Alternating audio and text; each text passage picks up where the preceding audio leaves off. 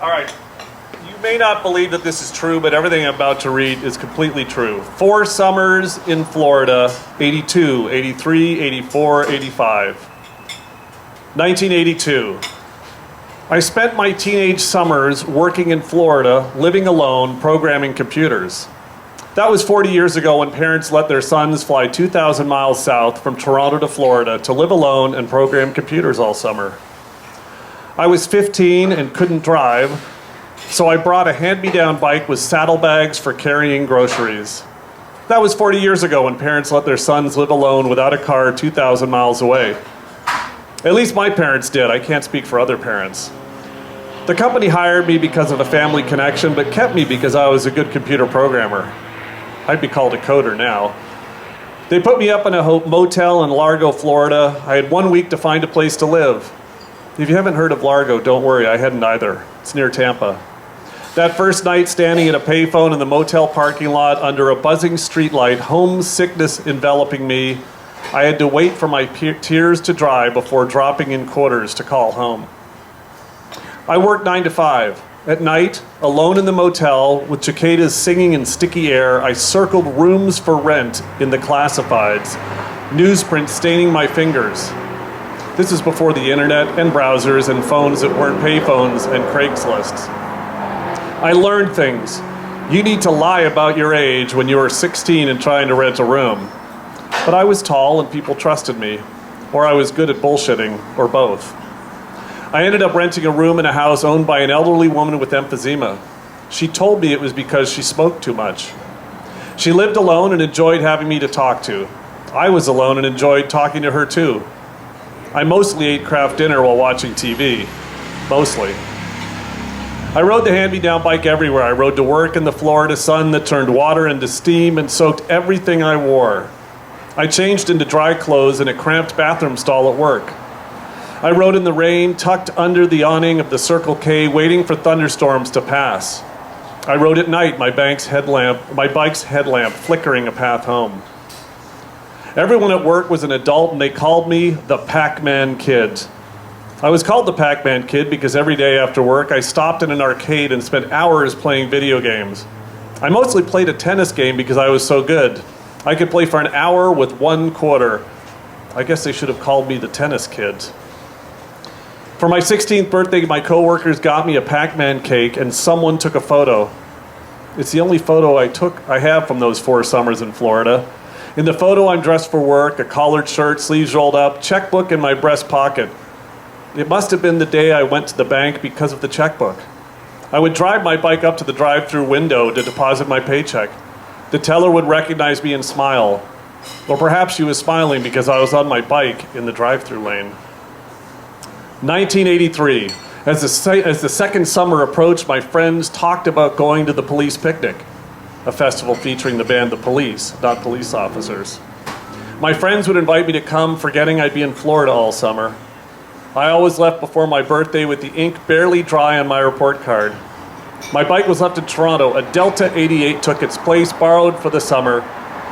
I could say it was a vintage car, but that would be bullshitting.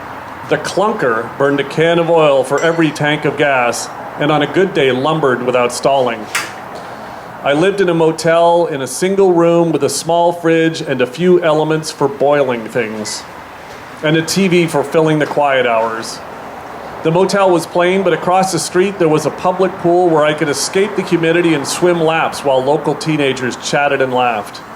I wanted to chat and laugh too. I kept swimming though until it was time to walk back to my room. I went to work and wrote more computer programs. A couple of the engineers once took me to a Hooters for lunch. I was probably blushing when ordering. I drove to Orlando one weekend and spent the day in Epcot. I was getting lots of practice being alone. I wore headphones, listening to the Human League's Dare in my Walkman, flipping the tape over and over while people watching behind sunglasses. My shorts had only room for 1 tape. 1984. The company put me up for a week in the house of the CEO's son. The son was a former drug addict who found God and led evangelical Christian prayer circles. I eavesdropped from upstairs and decided I didn't need to be saved, but lowered my head tactfully before dinner. I lived in a beauty salon that summer. Rather, I lived in a rented room behind the beauty salon. There was a pool outside my room, and the owner's daughter, back from college, sunbathed in a bikini. Her perfectly smooth skin turned a bit darker each day. I may have said hi. I don't remember swimming that summer, unsure of parading my scrawny frame by her college-toned body. The Olympics came and went with Mary Lou Retton's perfect 10 vault to take the gold. I watched Mary Lou when I wasn't sneaking glances at the bikini girl. I had a real friend now. His name was Dave. I've had several friends named Dave, or at least some are Dave, others are Davids. This one was Dave. He drove a vintage VW Bug. It was vintage in the same way the Delta 88 I wrote in 1983 was vintage. His car had a rusted out hole in the floor, which was covered by a piece of plywood to keep out downpours. Dave taught me about solenoids. The cassette player in my loaner car didn't work. Tapes wouldn't stay in. Turned out it was a solenoid. The Go-Go's and INXS played a concert that summer. I stood in the pit watching the girls rush to the stage for INXS and the boys rush for the Go-Go's. Back then, security was light. You could rush the stage. Driving home alone, the encore echoed in my ears. 1985, the last summer approached. I just graduated from high school, had a fake ID, and watched my new girlfriend head north to be a camp counselor. I hoped she'd still be my girlfriend when I returned. I borrowed the family station wagon and drove south with my mom. I dropped her off in Tennessee for a conference filled with oboists. My mom is an oboist. When we stopped for food, the accents were so thick we had to order with question marks. I rented a room in a mansion with a Rolls Royce waxed and gleaming parked out front. In the room across from me, a recent divorcee was in between lives. She didn't stay long. The owner of the house was gay, but he didn't want me to know he was gay.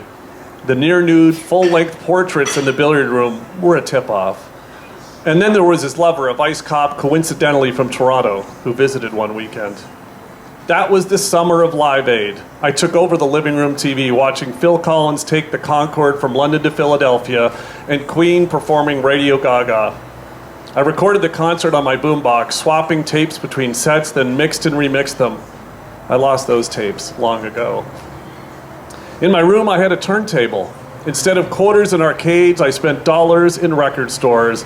I saved up for vinyl, carefully unwrapping each album, examining the cover, tilting until the sleeve peeked out, hoping for liner notes, then placing side A and lowering the needle. I used my fake ID one Saturday night. I drove across the Howard Franklin Bridge to Tampa to dance to a dance club. I sat at the bar.